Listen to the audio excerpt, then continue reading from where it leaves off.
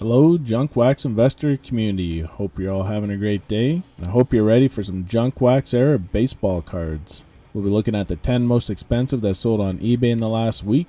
Got a pretty awesome top 10 here for you. Got a nice set of bonus listings at the end as well. Make sure you stay tuned all the way to the end. You don't want to miss them. Criteria for a list is up on the screen. We won't waste any more time and we'll get right into the good stuff.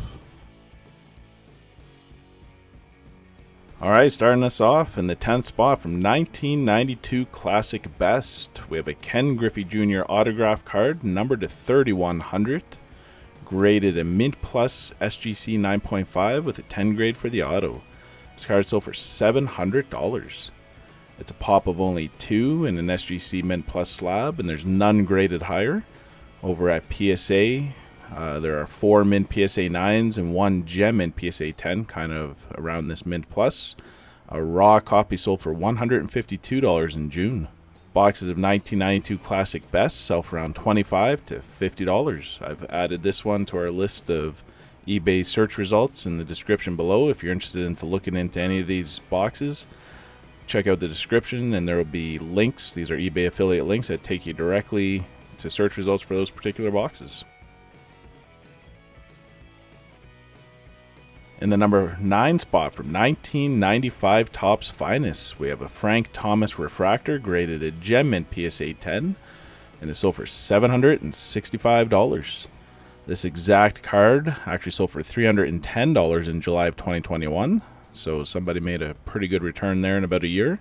It's a pop of only 3 in a Gem Mint slab, so super low pop. Boxes of 1995 Finest sell for around $150 to $190, and the refractors are inserted 1 in 12 packs, so you get 2 per box. In the number 8 spot from 1990 O Pee Chee, we have a Frank Thomas rookie card graded a Gem in PSA 10. This card sold for $800. It's a pop of 124 in a Gem Mint slab. This exact card sold for $450 in October of 2020, so it increased in value since then. That's pretty good. Boxes of 1990 O Pee Chee have recently sold for around $200 to $400. I think the way to go with these, though, is the factory sealed sets. I've seen them all the time going in the sold listings for around $130 to $135 or so. And then you're pretty much guaranteed to get the Frank Thomas because it's a pretty big set. It's almost 800 cards. In the number 7 spot from 1995 Upper Deck, we have the Derek Jeter Special Edition Gold, graded a Gem Mint PSA 10, sold for $988.03. This is a pop of only 11 in a Gem Mint slab, super low pop. I think that was actually a pretty good deal. One sold in March of 2021 for $2,500. So this one here for under $1,000 is a pretty low sale. The special edition cards were inserted in both Series 1 and Series 2 at a rate of 1 per pack. And this one here, the Jeters in Series 1. And then the gold parallel special edition cards were 1 per 35 packs. They were 1 per box hit. Series 1 boxes of 1995 Upper Deck sell for around $30 to $50. In the number 6 spot from 1992 Fleer, we have a Ken Griffey Jr Team Leaders insert graded Gem Mint PSA 10. This card sold for $1,000. That's a pop of only 7 in a Gem Mint slab. Could be pretty condition sensitive with those green borders. One sold for $850 in August of 2020, but hasn't really been any sales since. These were inserted 1 per pack, but in rack packs only. So boxes of 1992 Fleer rack packs sell for around $15 to $25, and I added a search result down in the description below for those rack packs as well. Just look at 1992 Fleer rack packs and it'll take you directly to eBay. In the number 5 spot from 1991 Upper Deck, we have the Nolan Ryan Heroes autograph card numbered at 2500, graded at Near Mint PSA 8 with a 10 grade for the auto. This card sold for $1,045. It's a pop of 15 in a Near Mint 8 slab, and there are 14 graded higher, with the highest being 1 Gem Mint PSA 10. So the Nolan Ryan Heroes auto cards were chased in low series boxes. The high series boxes had the Hank Aaron ones. So 1991 Upper Deck low series sell for around $40 to $60. Plus, you also have a chance of pulling that SP1 Michael Jordan out of there as well. In the number 4 spot from 1989 Upper Deck, we have Ken Griffey Jr.'s rookie card, graded gem in PSA 10. This card is sold for $1,951. That's up a bit from the last couple weeks. It's a pop of 4,035. That pop is climbing. It's up 7 since last month. And boxes of 1989 Upper Deck sell for around $260 to $380.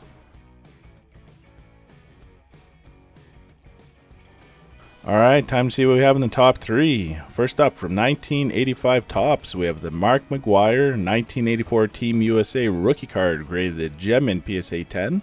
This card sold for $1,999.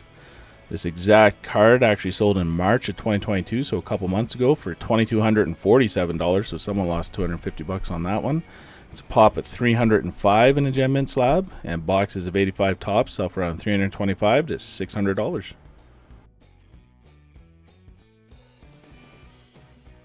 In the number 2 spot, from 1993 Topps, we have the Derek Jeter Gold Parallel Rookie Card, graded PSA 10.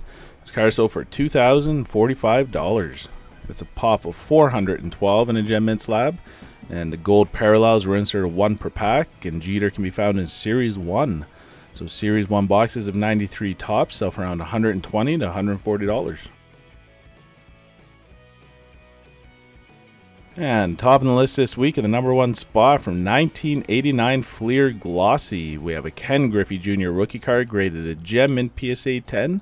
This card sold for $3,499.99.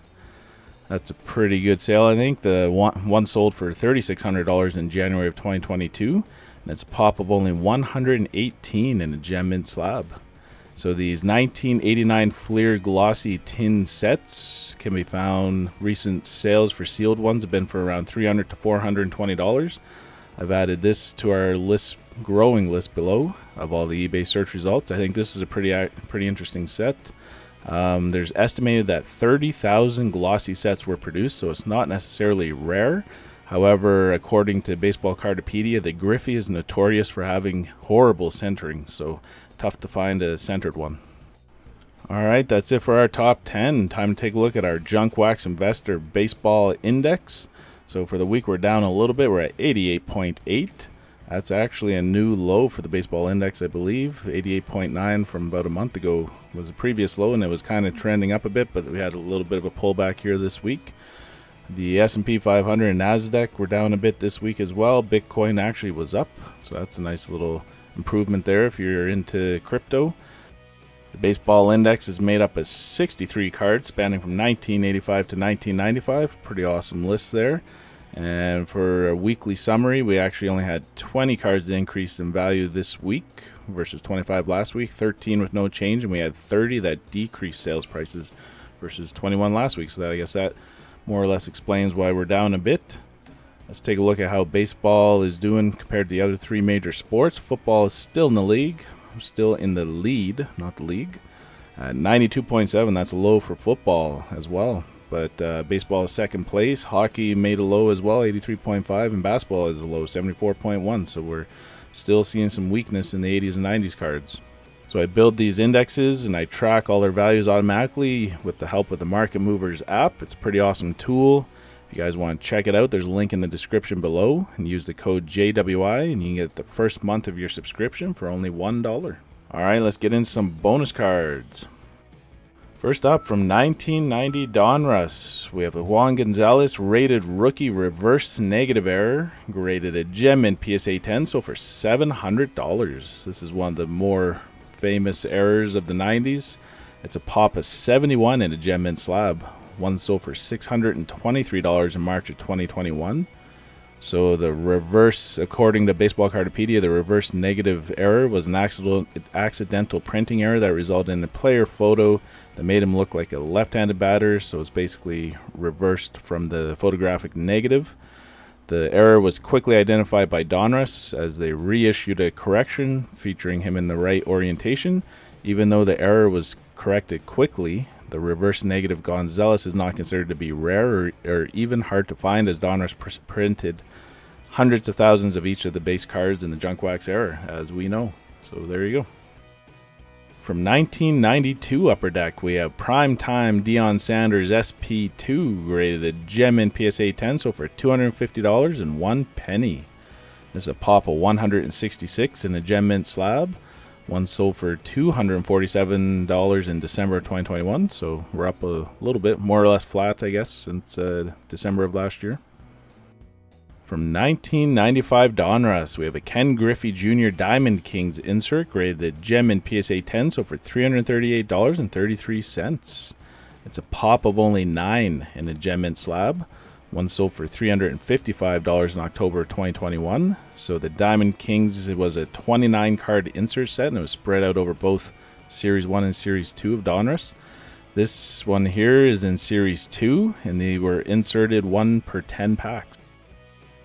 From 1992 Score, we have the Stan Musial, the franchise auto, numbered to 2000, graded a near mint PSA 7 with a 10 grade for the auto, and it sold for a steal at $209. We always see the mantle ones making the top 10 selling for $1,000 or so, or even in the high hundreds, $800, $700 for raw copies. Here you got the Stan Musial one in a near mint 7, sold for $209. It's a pop of 8, and there's only 4 graded higher, and there's 4 near mint PSA 8s, and that's it. That's the highest grade. One of these actually sold for $100, a near mint 7, in May of 2020, and that was the last sale. They are found in Series 2, similar to the mantle. From 1990 Bowman Tiffany, we have a Ken Griffey Jr second year card, graded gem in PSA 10, sold for $375. Pop of this card in gem and slab is $392. One sold for $420 in April of 2022. So it's down a bit from that. According to published reports at the time, they said approximately 3,000 of the Bowman Tiffany sets were produced. However, according to the website tiffanycards.com, the sets serial numbered up to 6,000 have been found, so that's kind of up for dispute. Typically, the 1990 Bowman Tiffany sets sell for around $300 up to $700. That was the last 3 months of sales, $300 to $700. But I think it's a pretty good set. You get a second year Griffey like this one here, plus you also get a Frank Thomas rookie card in there as well.